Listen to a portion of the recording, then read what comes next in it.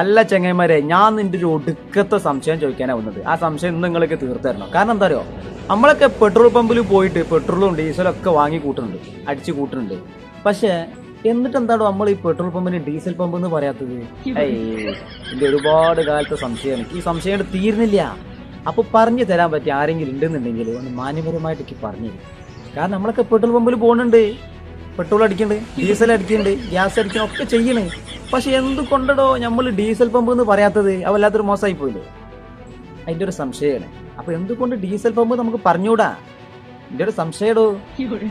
അപ്പൊ ആരും തീർത്തു അല്ലേ? നമ്മൾ സത്യമല്ലേ ഞാൻ പറഞ്ഞത്? പെട്രോൾ പമ്പിൽ പോണ്, പെട്രോൾ അടിച്ചു വരുന്നു, ഡീസൽ അടിക്കുന്നുണ്ട്. എന്തുകൊണ്ട് നമ്മൾ ആരും ഡീസൽ പമ്പ് എന്ന് പറയില്ല? എല്ലാവരും 100% ആൾക്കാരും പെട്രോൾ പമ്പ് എന്നാ പറയുന്നത്.